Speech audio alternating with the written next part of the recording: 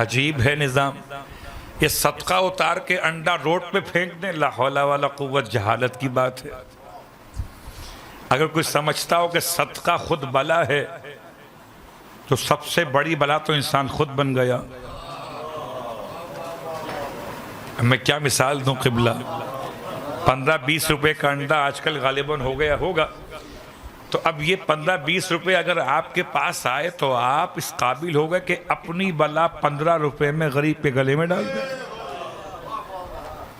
Road پہ پھینک رہے ہیں، یہ رزق نہیں ہے. بہت ساری مثالیں ہو سکتی ہیں. بہرحال اب اگر صدقے کے مسائل لوگ لینے لگیں عاملوں سے تو ایسی باتیں آئیں گی. مسور کی دال، اللہ صلوات پڑھے محمد اور آلہ.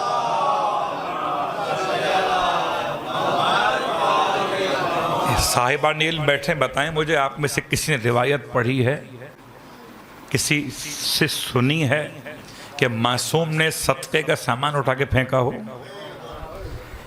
معصوم صدقہ چومتے تھے.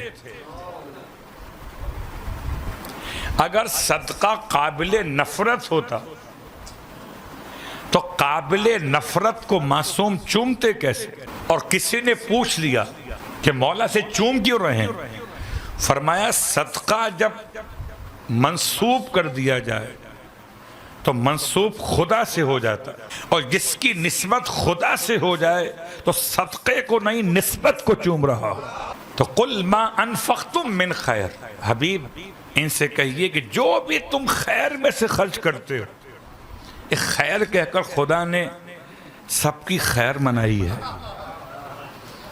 اس کا مطلب اب جو خرچ کیا جاتا ہے، چاہے راشن ہو غلات کی شکل میں، یا صدقے کا سامان ہو حیوانات کی شکل میں، یا کرنسی نوٹ وغیرہ ہو، یہ جو کچھ بھی ہے اس کے دو نام ہو سکتے خدا کے نزدیک، ایک خیر ایک شر. یہ شر کا مطلب کیا ہے؟ شر کا مطلب ہے مال حرام. بتائیں چوری کے مال پر صدقہ ہوگا؟ چوری کے مال سے صدقہ اتارا جائے گا؟ جواب جی نہیں. کیا ہو سکتا ہے رشوت کے مال سے؟ ہو سکتا ہے نمبر 2 کام کر کے. اب یہ الگ بات ہے کہ لفظ نمبر 2 اتنا بدنام ہوا، حالانکہ 3 نمبر بھی آ گیا مارکیٹ میں، 4 نمبر بھی آ گیا، 5 نمبر بھی آ گیا، مگر 2 نمبر رہا. صلوات پڑھے محمد اور آل محمد. سب سے آسان لفظ. اس کو 2 کہتے کیوں ہیں کہ جو 1 نمبر کے مقابلے پر آ جائے اسے 2 نمبر کہتے ہیں. چاہے وہ خیال ہو، چاہے وہ الفاظ ہو، چاہے وہ شخصیت ہو. اب آئیے غور کیجئے کہ ایک قسم مال کی حلال یعنی خیر اور ایک ہے شر. خدا کہتا ہے جو خیر میں سے خرچ کرو گے، اس کا مطلب صدقے کا سارا ثواب، انفاق کا سارا حساب، اور آپ کے تمام مالی واجبات اور مستحبات اگر قبول ہوں گے تو خیر والے سے ہوں گے، شر والے سے نہیں ہوں گے. کہ خدا غصبی پانی سے وضو کر کے نماز قبول کرتا ہے؟ چوری کے مال پہ آپ زکوٰۃ نکالیں گے؟ نہیں. رشوت کے مال سے آپ کے مجلس کریں گے؟ جواب جی نہیں. تو یہ سارے کام خدا کی طرف سے پیغام ہے، قل ما انفقتم من خیر. جو بھی تم انفاق کرنا چاہتے ہو خیر میں سے. اب یہ دیکھو خرچ کرنے سے پہلے اب مجھے بتائیں ایمانداری سے، رشوت کا پیسہ لگائیں گے کہاں پر؟ اس سے مجلس نہیں ہو سکتی، اس سے ماتم نہیں ہو سکتا. بہت غور کیجئے گا. اس سے آپ کے مالی واجبات نہیں ہو سکتے، نہ زکوٰۃ، نہ خمس، نہ فطرہ، نہ اس کے علاوہ کفارہ نہیں ہو سکتے، اور نہ مالی مستحبات ہو سکتے. بچوں کو کھلائیں گے تو اثر شر کا جائے گا.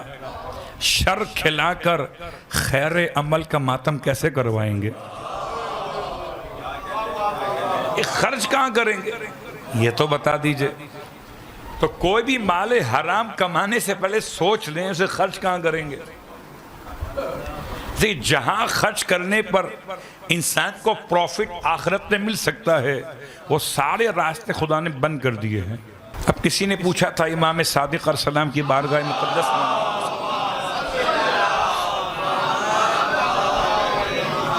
تین سوال کیے تھے، تینوں بیان نہیں کر رہا، خالی ایک بیان کر رہا ہوں وقت کو دیکھتے ہوئے، خالی ایک جملہ.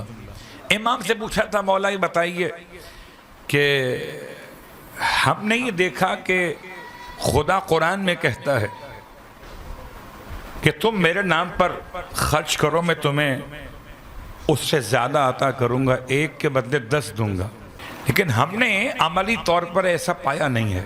امام نے ارشاد فرمایا تو کیا خدا نے اپنے وعدے سے انحراف کیا ہے؟ اب ڈر کے مارے ہیں تو مسلمان، یہ کیسے کہیں؟ کہنے مولا ہم یہ ہمارے کہنے کا یہ مقصد نہیں تھا.